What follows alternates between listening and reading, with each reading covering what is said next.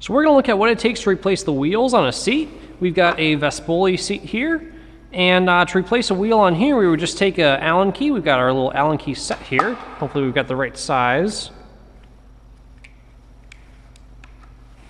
And we'll just go ahead and lefty-loosey. Now, you may have to use a pair of pliers to hold onto your axle here. The axle will often spin, especially if there's corrosion, without that, and not let that screw come loose very easily.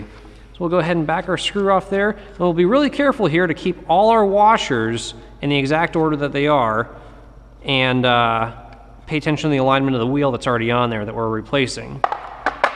The reason for that is you want the exact same spacing so the wheel's not going to be pushed against the carriage here and rub against it or too far out and not in the center of the track. So we've got a very thin washer and a lock washer on the outside. So with a new wheel, this wheel's fine, so we're going to reuse it. We would put those washers in the same order, make sure that the bearing is the same distance from each side, so you can see the bearing's a little more recessed on this side. So the Vespoli.com goes on the outside of the wheel there. We'll screw that back in.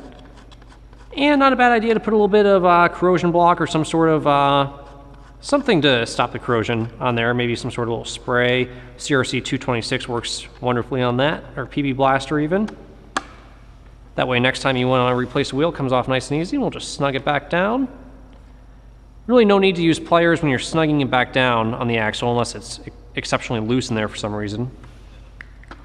The axle's not really held in place by anything. If you were to remove this wheel and remove that wheel, you could just bend a little bit on the carriage and the axle will come right out of there. So if we were to replace a wheel here on a Hudson seat, typically these are flat-headed screws, so we'll just take a flat blade screwdriver and we can undo it.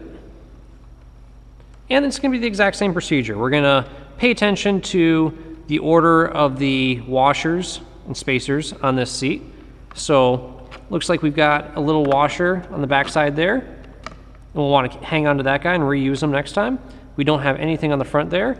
And without taking that all the way off, you can see how we'd go ahead and do that. And again, if you had to, you could squeeze down. You wouldn't want to squeeze on top of the threads because that would make it harder to get off, but you could squeeze maybe just part way down the shaft gently to keep the axle from spinning inside there.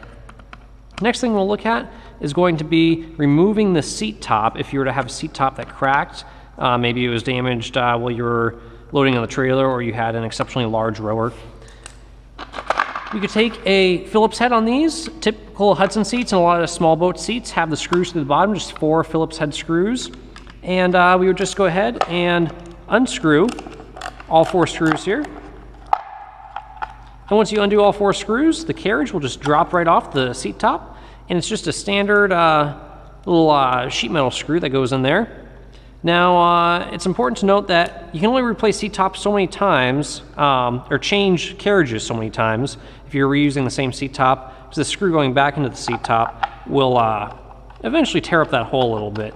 And it's very easy to over-tighten these. You want to be very careful not to tighten them too much, just barely snug. If you do over-tighten it and it's spinning and it's not really holding in place like it's supposed to, using a little bit of glue or epoxy would be a good idea to really secure that in there so the seat top doesn't separate from the carriage. Now on a Vespoli, sometimes it's a little different. If you don't see screws on the bottom here, we could flip it over, take a look, and more than likely underneath this tape is where we're going to find our screws. So we'll just peel that back a little bit with our thumb. And there you go. There's your Phillips head screws that you could undo. And when you undo all 4 of them, this carriage will drop freely from the seat top, and you can replace your plastic seat top. So you don't have to buy a whole complete seat. The carriage is usually about $40 or $50 on its own, and you can reuse the carriage, reuse your wheels, and just replace the plastic seat top if that's failed, or vice versa. So hopefully that's helpful. If you have any questions, leave it in the comments or shoot us a note on the website. Thanks for watching. Good luck.